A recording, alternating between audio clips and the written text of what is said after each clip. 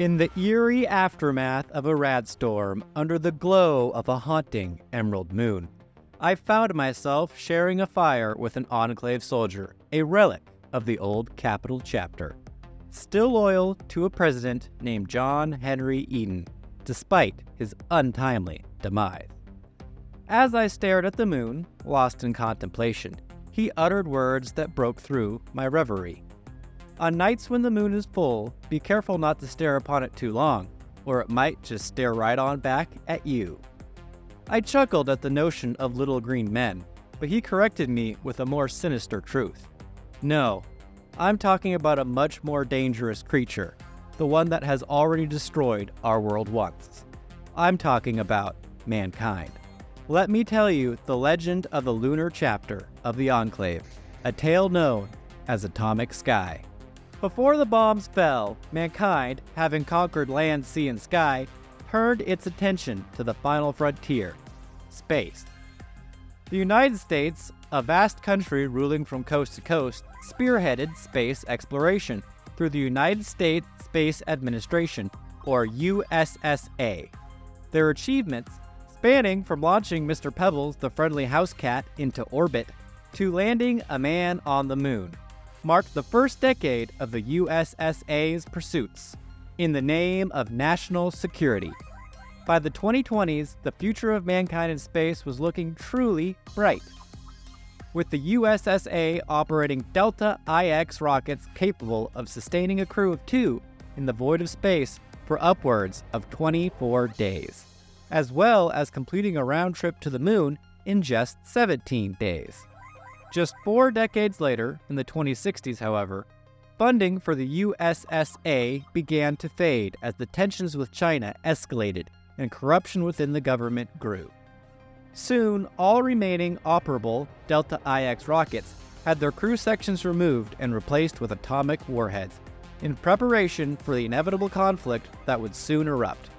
In 2070, after years of conflict, with fears of assured mutual destruction steadily on the rise, the Enclave, the then shadow government of the United States, authorized various contingency plans for the continuation of government, including military bunkers, third-party corporate survival solutions such as Vault-Tec, and the ambitious Mars Shot project to be headed by the long-underfunded USSA.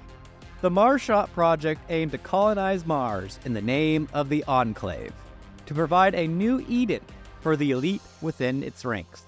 The project, although fruitful with the ArcJet Corporation's successful development of the XMB booster capable of reaching Mars, political tensions and resource shortages delayed the progress. By 2076, the Enclave, foreseeing the imminent nuclear holocaust, was forced to come to terms with the fact the Mars Shot project would not be completed before the bombs fell, and thus elected to pivot to a more obtainable goal: the moon.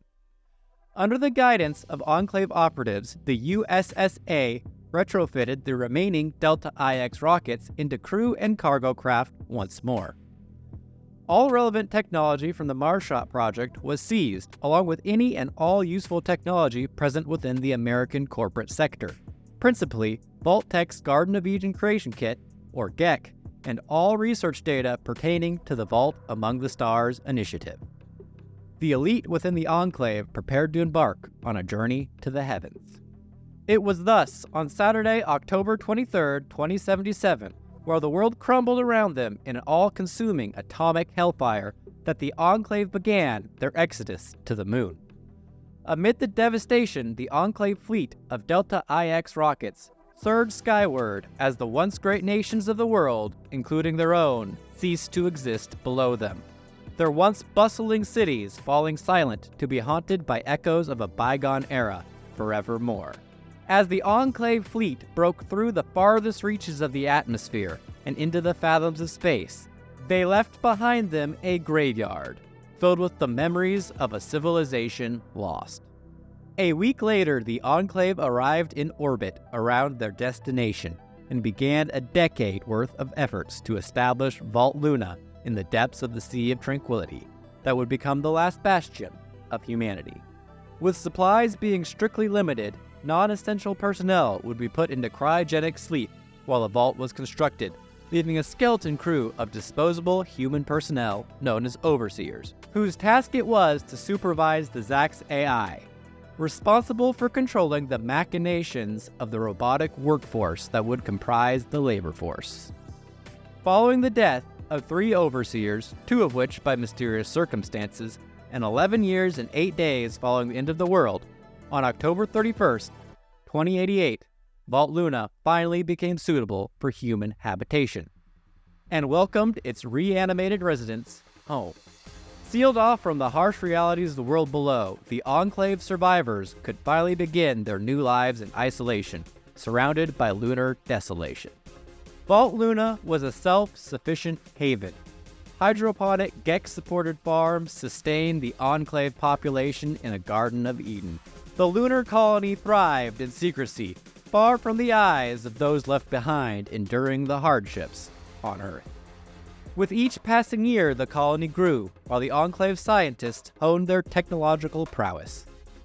They further developed advanced energy weapons, perfected power armor designs hardened against the void, and even continued to experiment with both traditional genetic manipulation and the FEV virus in an effort to create superior beings. The lunar chapter of the Enclave became a testament to the resilience and adaptability of humanity.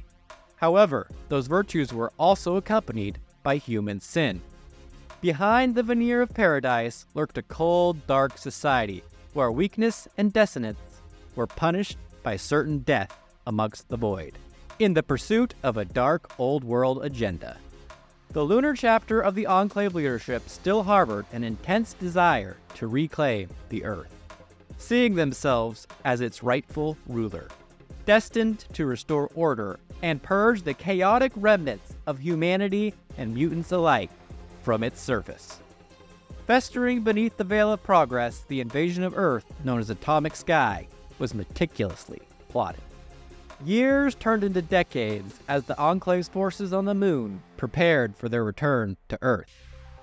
Terrestrial chapters of the Enclave emerged from the ashes of destruction, flame rising in power before inevitably flickering in prelude to becoming extinguished entirely. The lunar chapter initiated contact with few terrestrial units, but that alone was enough for the presence of the mysterious lunar vault to establish itself in the zeitgeist of the Enclave at large. The Moon, once sanctuary, became a staging ground for conquest. Meticulously, the lunar chapter of the Enclave refined their forces, constructing an invasion fleet of advanced spacecraft, personal re-entry gear for delivery of elite soldiers in the latest generation of power armor, and of course, the XB-03 Vertibird gunship, along with a multitude of other devices of world domination. Legend has it that sometime in the near future, the invaders will descend upon the American wasteland from the lunar surface and strike with overwhelming force. Bullets of old-world democracy descending from the heavens, penetrating the atmosphere and slamming strategically into the Earth's crust near the bastions of wasteland civilization. Power armor groups of 4 will emerge from their pods, blitz and seize the control centers of regional powers, paralyzing the organizations that could oppose them, en route to spreading their power across the continent and eventually the globe.